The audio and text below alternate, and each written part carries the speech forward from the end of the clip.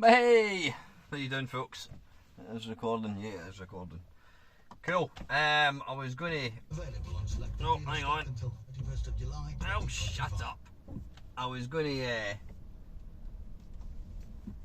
to just film my face, and I thought that's not very exciting. So I'm using the... I've got the phone jammed underneath the headrest in the passenger seat. Which kind of gives the best of both worlds. You get the back of my head and you also get to see a bit of the road. So yeah, heatwave. You having a laugh? It's yeah, it's a bit amusing when I hear people talking about heat waves in England. Well, look at it. It's 14.5 degrees and it's wet. It's windy. It's not even warm. Yeah, we might be part of the same country allegedly, but yeah, it's been stinking up in Scotland. I just want to make sure that the phone doesn't fall when I'm going over some bumps. That's still there. That's good. That's good. The guy looks like he's enjoying the weather. Yeah, I went to I took Ava to McDonald's there, and a large transit van just completely cut me up on the motorway. Completely pulled over. It's one of these arseholes who decided he wanted to. He was an outside lane, and he decided at the last minute he had to turn off the motorway, and he just blatantly pulled right across the front of me. No indicators, nothing.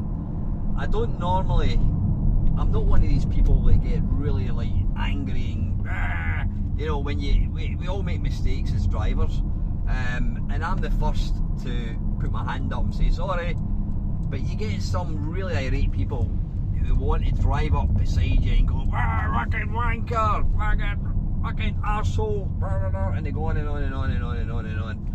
I mean, seriously, you know what, it's a mistake, and I'm the first, like I say, I'm the first person to say, oops, sorry mate, didn't see my mistake, and yeah. But anyway, this guy cut right in front of me. I peeped the horn because I actually had to slam the brakes on, and I mean, on the motorway. And as I was overtaking him, because obviously he was kind of slowing up to turn off the motorway, and I'm in the outside lane at this point. And he was just completely oblivious. I kind of looked across, and he was a young guy, and he was just like, you know, high-vis jacket on, didn't give a shit. So that was, whoa! There was a guy in a hoodie. Okay, in hell, you troop. He was all ready to come out. And then as we left McDonald's, there's a car in front of me, still in McDonald's car park. And as I'm driving out the car park, the window goes down, and they go, "Wahey!" and they just toss everything out the window. All the packaging out the window and onto the road. It just absolutely beggars belief at the arseholeness of some people. Honestly, just drives me demented. Anyway, listen, I was sorry to... I'm not a football fan, as you probably know. I'm not a football fan in the slightest, and I couldn't name any real... Other than Lionel Messi and Ronaldo, I couldn't really name any other footballers. But I saw in the news there was a young guy who played for Liverpool, and he was involved in a fatal car crash a couple of days ago. And yeah, I think he was like 21, 22-year-old. Like I said, I don't follow football, but I've seen a lot of real kind of sad posts on Facebook. A lot of my friends actually just saying how gutted they are to hear that. I mean, apart from anything, he's a young guy, and it's tragic, absolutely tragic. He's got a young family. I think he's got two or three kids, young wife obviously. And yeah, he played for Liverpool, so he was probably on, you know, 200 grand a week, whatever. And I mean, I think the car that he was in, that he was involved in the car crash, I think it was like a Lamborghini or something. So he's obviously got plenty of money. But when you hear something like that, I know some people some people don't have a lot of sympathy when it's somebody who's rich. They think, it's their own fault. If they never had a Lamborghini, if they had a Nissan Micra, they wouldn't have been involved in the crash, they wouldn't have been driving at 150 miles an hour, whatever. But as I've just witnessed, we can divert traffic. Really? Oh no, it's okay. It looks like the road's still open. Yeah, as I know, you know, a blink of an eye, and you can be. Is that definitely recording? You can be wiped out. So yeah, just. I'm saying my thoughts are with his family. They're never going to watch this, but my thoughts are with any of my friends who were big Liverpool fans. From what I gather, was he the captain? I don't know. He was a really important player for Liverpool, and you know, it's sad that that's happened. And obviously, yeah, you might feel for his family. Really sad. So yeah, there you go. You can see it's absolutely pissing it with rain. So what have I been doing this week? I always try and go through day by day, and I can never remember what I was doing. I can't remember what I was doing on Monday. Tuesday I was at pool. In fact, on Tuesday I went out for a run. In fact, on Sunday last week actually, I went out for I managed to do 6 miles, which is, for me, considering I've not ran at all in a long time, was really chuffed.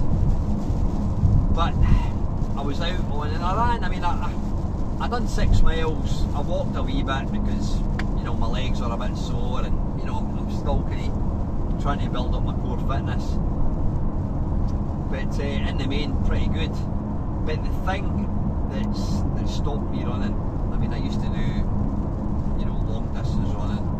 The thing that stopped me running was I started getting plagued with like stomach issues, not being sick, but like bloatedness, just feeling completely bloated. And I mean, it plagued me for a good number of years, to the point that I ended up giving up running, just because I became so tired of planning to go out for a big run with my mate. We would maybe drive somewhere. Just checking the phone's still there. Yeah, we'd drive somewhere, and after 10 minutes, I'm like, I can't run. You know, it's been a bit of wasted time. I mean, I went to doctors. I got one of these, you know, when they stick the little sticky things in your chest, and checked that. He said, no, you're fine, your chest is clear. They were going to get me back in for another one. I can't remember what it's called actually, but it's a 24-hour one. They actually leave the little stickers on you for 24 hours, and they can see, it sends back data, and it tells you how your heart was and all this kind of stuff, and they can, when you're going out running, they can see what your breathing's like and all this kind of stuff. But unfortunately, COVID came along and I never got an appointment. I changed my diet. I thought I'm maybe lactose intolerant, which like dairy products, so things like cheese, butter, milk, all of my favourite things, can't eat them. So I laid off them for maybe a month, made no difference. I tried a gluten-free diet, which is contained in lots of things like pasta, bread, you know, rolls, all that kind of stuff. That's all got gluten.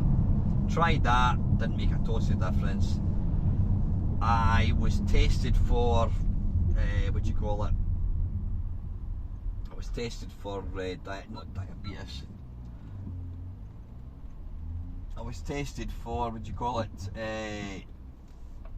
Asthma. They said, no, you're fine.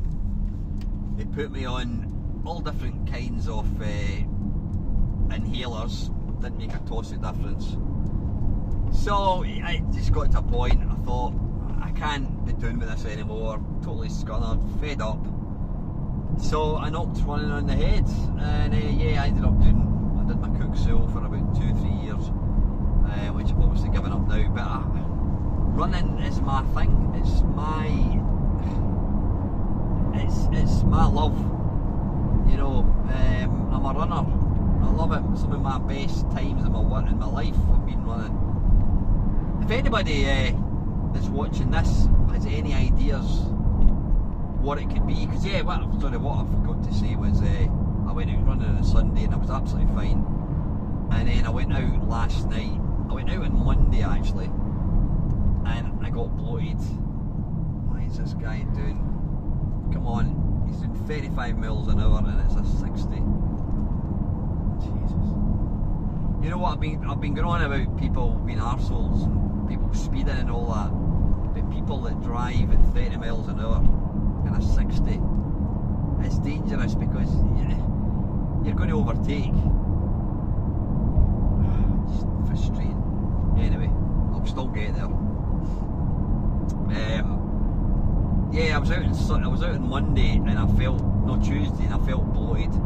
I went out last night and I felt even worse. Within 2 minutes of running, I just felt, I felt like I'd eaten a 4-course meal. Is that still recording? Yeah, it is. I felt like I'd eaten a 4-course meal.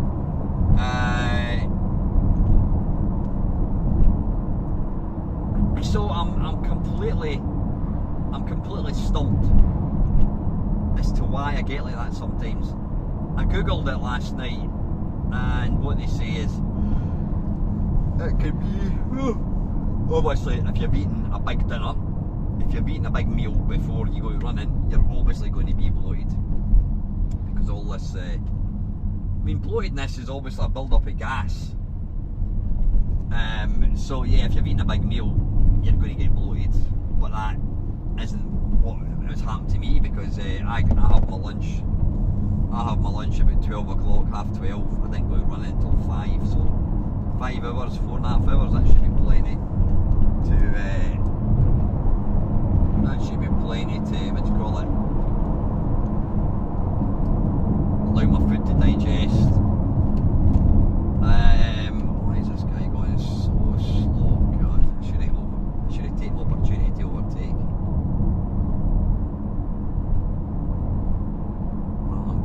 I don't normally overtake, but this guy is just going, come on, honestly mate. There's no reason, absolutely no reason at all to be sitting at this speed. The thing is, I want to go past him because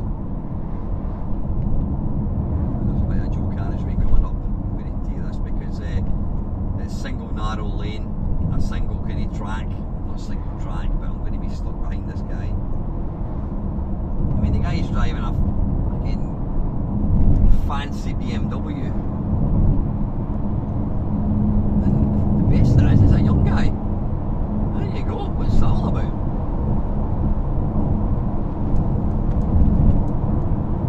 I've got a phone call which shortly. I'm going to have to actually stop this waffle. Just had a phone call, and if it's the person that's phoning me, it's probably not very good. So alright, listen folks, I'm going to have to abandon the waffle. I will be along on Sunday, as usual. So listen folks, apologies about this. Until next time, I shall see you next time. Have a great weekend. As always, thank you very much for watching. And my phone is just falling on the ground. See you later.